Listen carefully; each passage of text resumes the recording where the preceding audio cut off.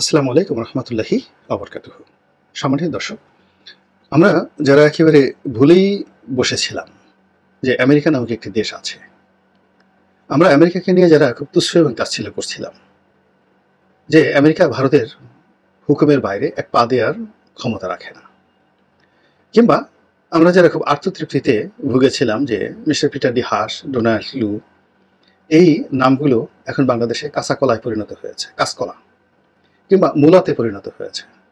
এর কোনো গুণ নাই, বেগুনে পরিণত হয়েছে, বাগুনে পরিণত হয়েছে।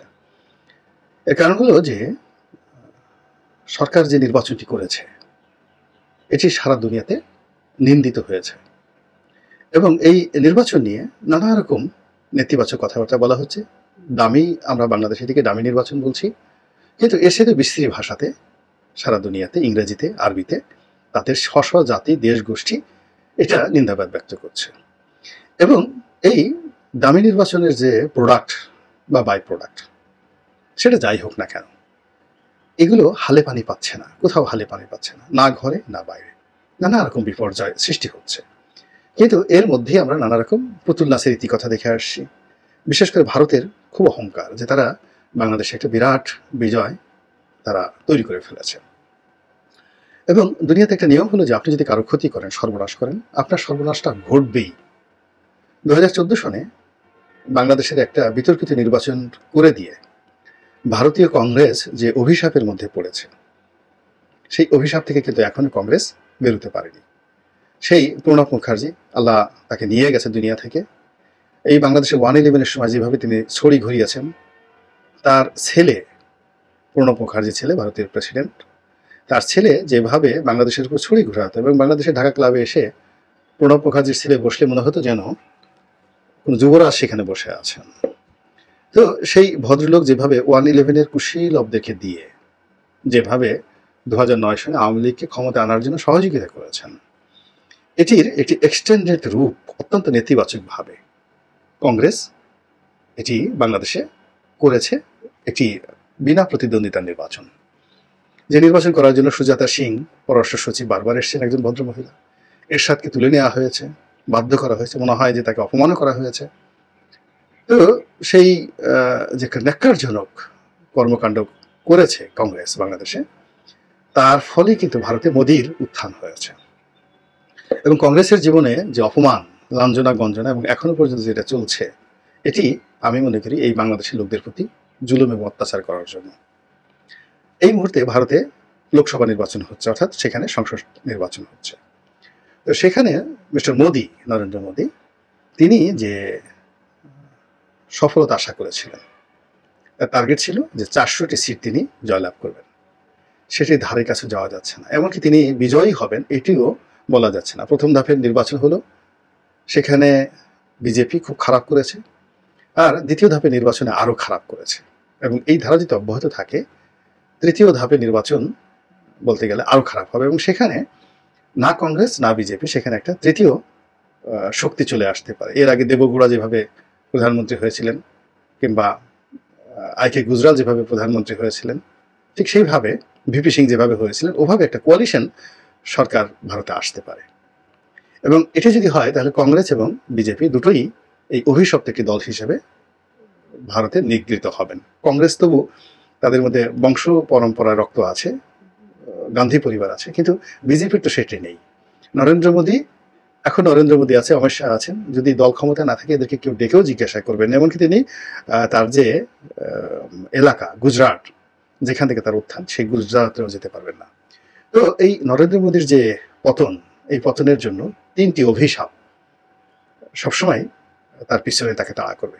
এক নম্বর হলো কাশ্মীরের জনগণের উপর সে যে স্টিম রোলার চালিয়েছে সেটি।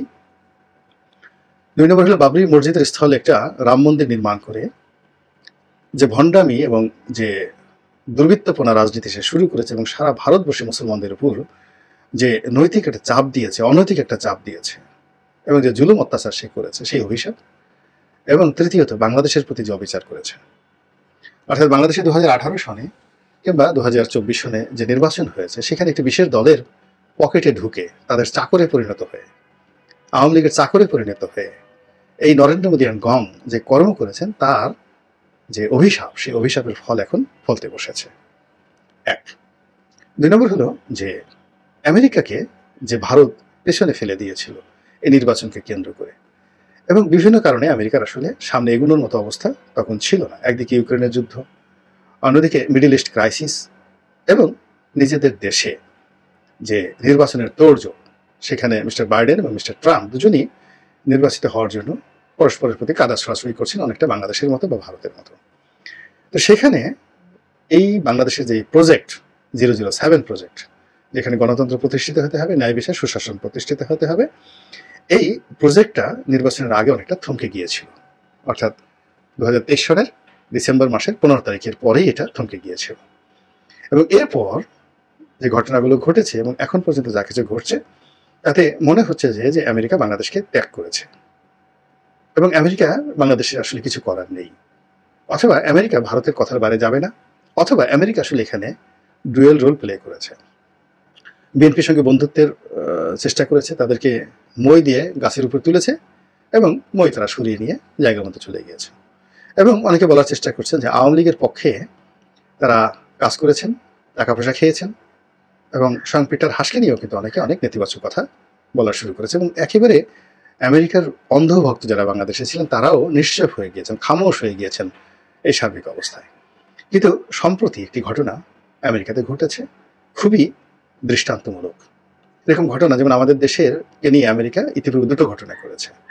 অর্থাৎ র্যাবের উপর তারা একটা স্পেশাল স্যাংশন দিয়েছে, তার সঙ্গে সঙ্গে আবার বাংলাদেশের ভিসা নীতি নিয়ে বাংলাদেশের জন্য কেবলমাত্র একটা পরীক্ষামূলক ভিসা নীতি তারা চালু করেছে, যে এই ভিসা নীতি বাংলাদেশের উপর প্রয়োগ করা হচ্ছে। এখন তারা প্রকাশ করছে না, কিন্তু অনেক দুর্নীতিবাজ, অনেক মন্দ লোক, বাজে লোকের ভিসা বাতিল করে দেওয়া হয়েছে, তার পরিবারের সয় সম্পত্তি আমেরিকাতে বাজেয়াপ্ত করা হয়েছে। কিন্তু এই জিনিসগুলো কাজ করছে না আমাদের দেশে। আমেরিকা আশা করেছিল যে এইগুলো বাংলাদেশে কাজ করবে, কিন্তু এই প্রজেক্টটা ফেল করেছে।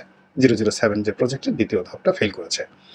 এর ফলে আমরা আমেরিকার কথা প্রায় ভুলতেই বসেছিলাম এবং নেতিবাচক কথাবার্তা বলেছিলাম। কিন্তু এরই মধ্যে আমেরিকা যে বার্ষিক মানবাধিকার প্রতিবেদন প্রকাশ করে, খুবই গুরুত্বপূর্ণ, এবং সেটার ভিত্তিতে কিন্তু আমেরিকা পরবর্তীতে সেই দেশ সম্পর্কে কূটনৈতিক সিদ্ধান্ত নেয়, এবং তাদের পররাষ্ট্র মন্ত্রণালয় সেইভাবে কাজ করে, এবং তাদের প্রেসিডেন্সিয়াল অর্ডারগুলো কিন্তু সেইভাবে তৈরি হয় এই রিপোর্টের ভিত্তিতে। তো সেখানে বাংলাদেশ সম্পর্কে যে রিপোর্ট করেছে, মানবাধিকার রিপোর্ট করেছে, পুরোটাই নেতিবাচক। এতটা নেতিবাচক এবং এতটা নজিরবিহীন নেতিবাচক, যেটি আওয়ামী লীগ আশা করেনি। যেমন নজিরবিহীনভাবে তারা বেগম খালেদা জিয়া, বিএনপি নেত্রী, তার পক্ষে বিবৃতি দিয়েছেন, এবং বেগম খালেদা জিয়াকে বলছে যে তাকে গৃহবন্দী করে রাখা হয়েছে অন্যায়ভাবে, অন্যায্যভাবে। আর সরকারের বক্তব্য হলো যে না, তিনি গৃহবন্দী নন, তিনি সাজাপ্রাপ্ত আসামি।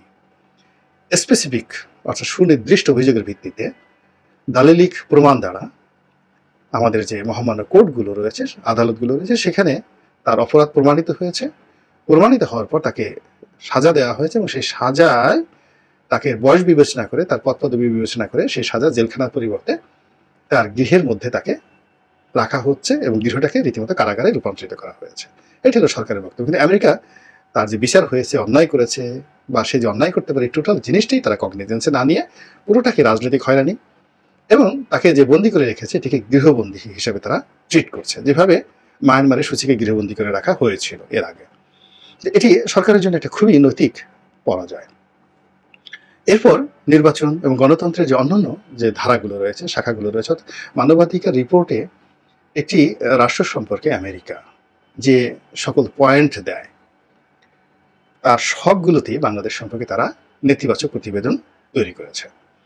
এখন এই নেতিবাচক প্রতিবেদন তৈরি করার ফলে যেটি মনে হচ্ছে যে আমেরিকাকে আমরা যেভাবে তুচ্ছ-তাচ্ছিল্য করেছিলাম, বা মনে করেছিলাম যে আমেরিকা বাংলাদেশের ব্যাপারে আর কিছু করবে না, বা আমেরিকা আওয়ামী লীগের দালাল হয়ে গিয়েছে, এবং আমেরিকা অনাগত দিনে আওয়ামী লীগের দাবিদারি করা ছাড়া আর কিছুই করবে না। তাদের দাবিদারি হলো কী করে একটা বোয়িং প্লেন বিক্রি করা যায়, কী করে অন্য কোনো কিছু করা যায়, এই সরকার থেকে দুটো পয়সা নেওয়া যায়, টাকা নেওয়া যায়, এই সকল ধান্দাবাজি আর কি। কিন্তু সেই জিনিসটা বোধহয় হচ্ছে না। আমেরিকা যে একটা বিধিবদ্ধ রাষ্ট্র, এবং তাদের নীতি যে কোনো অবস্থাতেই পরিবর্তন হয় না, এমনকি 30, 40, 50 বছর পরেও তারা প্রতিশোধ নিয়ে থাকে, এবং তারা কার্যকর ব্যবস্থা নিয়ে থাকে, এবং সেটি তারা যে এখনো সেই চরিত্রের মধ্যে রয়ে গেছে, সেটাই মানবাধিকার প্রতিবেদনের মধ্যে দেখা গেল।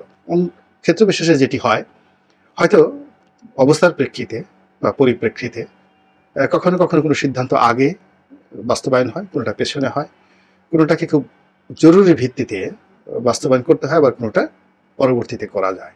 এরকম তাদের একটা সিস্টেম রয়েছে। সেই সিস্টেম অনুযায়ী বাংলাদেশ সম্পর্কে তাদের যে ফাইলপত্র রয়েছে, দলিল পর্চা রয়েছে, এটি হয়তো কৌশলগত কারণে তারা একটু পিছিয়ে দিয়েছে মধ্যপ্রাচ্যের সমস্যার কারণে, ইরানের সমস্যার কারণে, কিন্তু মূল লক্ষ্য থেকে তারা যে পেছনে যায়নি তার প্রমাণ আমরা পেলাম এই মানবাধিকার যে প্রতিবেদন, সেই প্রতিবেদনের মাধ্যমে। সরকার সভাপতি আগের মতো তেলে বেগুনে জ্বলে উঠেছে। পররাষ্ট্র মন্ত্রণালয় থেকে বিবৃতি দেওয়া হয়েছে। একজন ভদ্রমহিলা তিনি বিবৃতি দিয়েছেন, অনেক সুন্দর সুন্দর কথা বলেছেন, কিন্তু জনগণ যা বোঝার তা কিন্তু বুঝে গিয়েছে। আর ইন দি মিন টাইম এই মানবাধিকার রিপোর্ট প্রকাশিত হওয়ার পর মিস্টার পিটার ডিহার যিনি রয়েছেন রাষ্ট্রদূত, তার মুভমেন্ট বেড়ে গিয়েছে। তিনি একেবারে ঢাকা ছেড়ে চট্টগ্রামে চলে গিয়েছেন। সেখানে গিয়ে তিনি অনেক নির্ভেজাল এবং রূঢ় বাস্তব কতগুলো কথাবার্তা বলেছেন, যা কিনা আবার অনেককে প্রলুব্ধ করছে যে মিস্টার পিটার ডিহাস হয়তো আবার নতুন কোনো মিশন নিয়ে শুরু করছেন। এবং এখন যেহেতু নির্বাচন হয়ে গিয়েছে, এখন আসলে পিটার ডিহাস যদি সরকারের বিরুদ্ধে যান তাহলে এটি সরকারের বিরুদ্ধেই যাবে। এখানে বিএনপিকে এই মুহূর্তে প্রতারিত করার কিছু নেই। বিএনপি রাজপথে নেই। বিএনপি এখন আত্মপক্ষ সমর্থন সার্ভাইভ করার জন্য যে লড়াই করছে, সেখানে আসলে পিটার ডিহাসের কিছুই করার নেই। কাজেই পিটার ডিহাসের যে মুভমেন্টটা, সেই মুভমেন্টটা মূলত আমেরিকার পারপাস সার্ভ করছে। তার যে আদর্শ সেটাকে বাস্তবায়ন করছে এবং আলটিমেটলি এগুলো সরকারের জন্য বুমেরাং হয়ে যাচ্ছে। তো রাজনীতি একটি চলমান বিষয়। দেখা যাক পরিস্থিতি কোথায় যায় এবং কোথাকার জল কোথায় গিয়ে পতিত হয় এবং কোন দিকের বাতাস কোন দিকে প্রবাহিত হয়। আল্লাহ আমাদের সবাইকে হেদায়েত দান করুন আর হেফাজত করুন। আসসালামু আলাইকুম ওয়া রাহমাতুল্লাহি ওয়া বারাকাতুহু।